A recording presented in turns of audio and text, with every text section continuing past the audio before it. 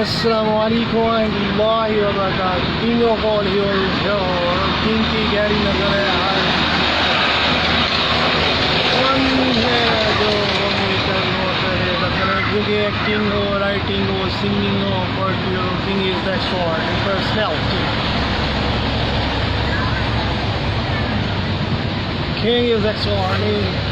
तो लिहाजा मुझे ऐसे लग रहा है जैसे मुझे अपनी फिल्मों में जो दिखती है उस पर इन्वेस्टमेंट के बाद इन्वेस्टर अच्छा मिल जाएगा। क्योंकि मैं कहता हूँ कोई भी 3 करोड़ रुपये में फिल्म आ जाती है, 3-4 करोड़ रुपये में, तो मेरी फिल्मों पे इन्वेस्ट करे और इतनी एक्स्ट्राऑर्डिनरी स्टोरीज एक तरफ हम मुआशरे की गहरी को अच्छाई तरफ से गुजरें और दूसरी तरफ हम बैंड बजाएंगे ये बनावटी और नकली हीरोज़ का। और ओरिजिनल किंग जो असल में किंग है वो दुनिया के सामने है, किंग ऑफ ऑल हीरोज़।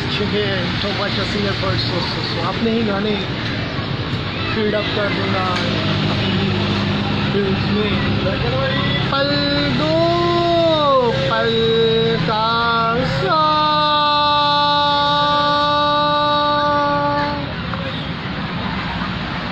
तेरी चाहतें जुड़ी तेरी बातें बिके जा मुझसे दूर हो जा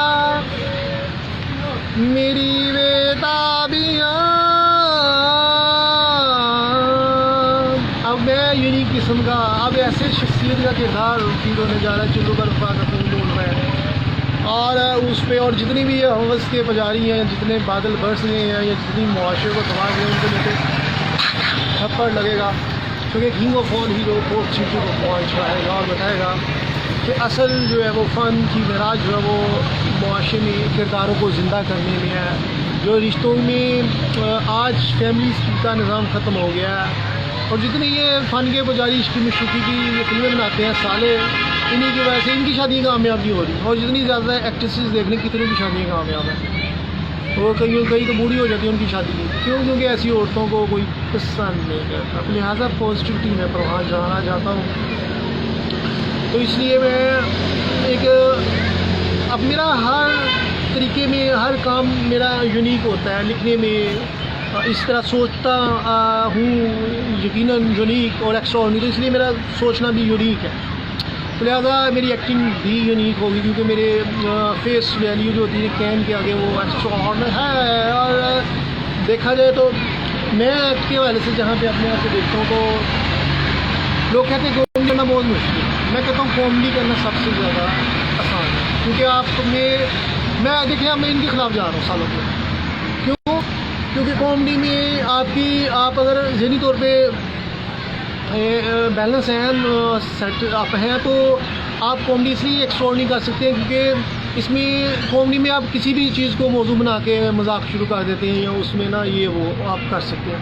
मगर जो संजीदा अदाकारी है ना उसमें आपको बड़ा डीपली जाना पड़ता है, दिल से आंसू निकालने पड़ते हैं और बनावटी हंसी तो हर कोई हंस पड़ता है।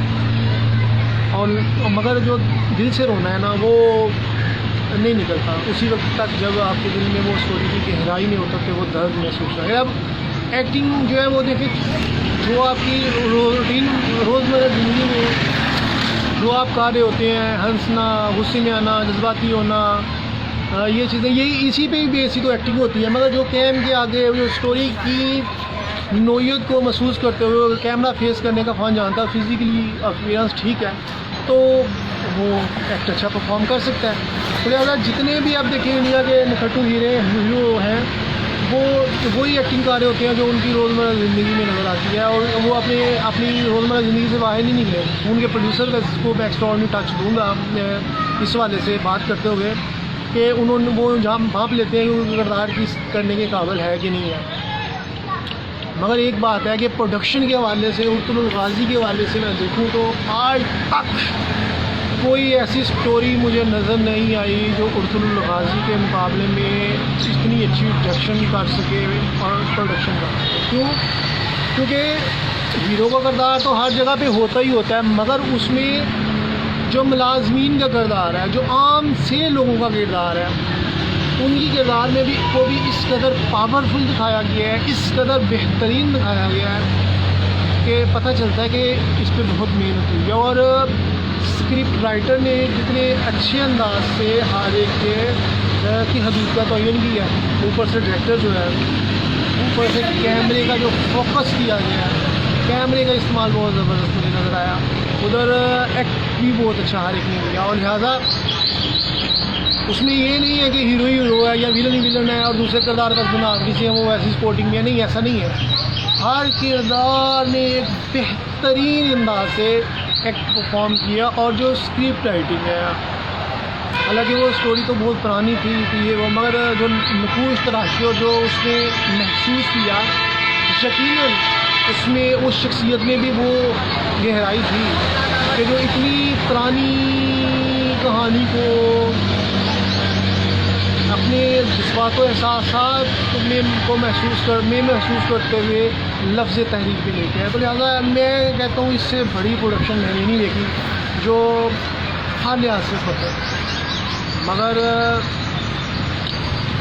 ये कि मैं भी कोई एक्स्ट्राऑर्डिनरी इसलिए स्टोरीज बनाना चाहता हूँ कि मसाली काम जो होता है ना, चाहे लम्हाती हो, चंद फिल्में अगर मैं बनाऊँ, कोई 10-15 बनाऊँ, मैं ना 200 का 800-500 बनाऊँ, मगर उसमें पता चलना चाहिए कि कितनी अच्छी मिसाली प्रोडक्शन मिल जाए। ये नहीं है कि बस मैं क्वालिटी पे बेस करता हूँ, क्वांटिटी पे नहीं जाता। क्वांटिटी अक्सरियत नो, इसलिए यही वजह है कि मैं सोचने के हवाले से या जो मेरी हिदायतें मुख्तलिफ नहीं होती, तो कभी अब मैं हालात के दायरे में नहीं बात, अगर हालात के दायरे में बैठा तो मैं भी कहीं ना कहीं कामयाबी छोटी मोटी स्टोरी लेता, मगर मैंने नज़रियात सोचे थी या जो जज्बात थे वो ख़त्म हो जाते, क्योंकि वो मैं बनावटी किस्म का इंसान बन गया है। तो लिहाजा यही जो मेरी नाकामी है वो मुझे कामयाबी की तरफ लेके जाती है। और आज यही वजह है कि मैं अपने प्रोडक्शन हाउस के बारे में सोचता हूँ, और मज़ीद पहले सिर्फ एक्ट और स्टोरीज़ का सोचता, अब गानों का भी सोचता हूँ। तो लिहाजा और जहाँ तक डायरेक्शन है, जो भी है, वो जो प्रोफेशंस हैं वही अच्छे तरीके से इस चीज़ को मैनेज कर सकते हैं, मगर डायरेक्शन के वाले से जो मुझे आइडियाज़ आते हैं वो भी एक्स्ट्राऑर्डिनरी होते हैं। क्योंकि अक्सर मैं ड्रामाज देखता हूँ या फिल्म, कभी ज़्यादा नहीं, मेरे पास ट्राई नहीं होता, मैं अपनी चीज़ों पे तहरीर नहीं कर सकता या उस पर काम नहीं कर सकता, उस पर क्या, मगर उसमें जो देखता हूँ तो कोई जान नजर नहीं आ रहा है इतनी बेजान से। ऐसे जैसे न्यू ट्रेंड को जो नया ट्रेंड चल रहा है और कोई एक आध स्टोरी हिट हो गई, उसको कॉपी पेस्ट करके उस जैसी स्टोरियाँ लिख के तो कोशिश की जा रही होती है आजकल के दौर में, फिल्म हिट हो जाए या ड्रामा हिट हो जाए। तो ये फ़न की बहुत से के मुँह पे थप्पड़ है और फ़न की बहुत बड़ी तौहीन मैं इसको समझता हूँ। तो लिहाजा इसलिए मैं कहता हूँ कि जो फ़न है वो मेरे खत्म होने का फ़न है। तो लिहाजा मैं, क्योंकि मैं पॉजिटिव हूँ, तो अल्लाह ताला की ज़ात पाक मुझे ताकत देती है कि वो देगी इन तमाम जो बनावटी किस्म के फ़न के गुजारी है जिसने मेरी कायनात का हुस्न तबाह कर दिया, इनको ख़त्म कर दो। तो इसलिए हम बयान तो वहीं मर जाते हैं और फिर सब चीज़ों की बजाने क्या सोचते हैं। हाँ, तो लिहाजा भी मुझे शायद मेरी जल्दी तक कोई अपनी फिल्म कोई शुरू कर दूँ। एक फिल्म हिट होगी तो फिर तो, या एक फिल्म बन गई तो 4 करोड़ ऐसे पूरे हो जाते हैं, 50 करोड़ 100 करोड़ अगर आपने अच्छा काम किया तो ऐसे पूरे हो जाते हैं। तो फिर आपके पास एक्स्ट्राऑर्डिनरी पैसा आ जाता है, और फिर आपके अगर 1 से 3 करोड़ लगाने से 4 करोड़ लगाने से अगर आपकी फिल्म हिट हो जाती है और आप 50 करोड़ या 100 करोड़ बिजनेस करती है, तो फिर आप देखेंगे आपके पास कितना क्रेडिट में है कि आप कितनी फिल्में बना सकते हैं। इसी 3-4 हज़ार रुपया तो करोड़ तो यूटिलाइज़ किया, मगर उसके बाद जो प्रॉफिट है उसी को अगर हम इन्वेस्ट के तौर पे लें देखें तो उससे कितनी 10-15 फिल्में बन गई। और आप 10-15 फिल्मों में अगर सारे तो पैसे पूरे कर ही लेती हैं, मगर जो एक्स्ट्राऑर्डिनरी जाएंगी तो उसमें आप कितने करोड़ों खरबों का हम बिज़नेस कर सकते हैं। मगर उसके लिए पहले हमें पहली कामयाबी ज़रूरी है। अगर पहली कामयाबी हो ही नहीं है तो फिर, क्योंकि सफ़र का आगाज़ ही नहीं होगा तो फिर कैसे दूसरी कामयाबी। अब ये ख्याली पुलाव शेख चिली जैसी बातें आपको लगी होगी, मगर मैंने जिसने ये टास्क पूरी करते हैं वो मरीज से सोचने की बातें। लिहाजा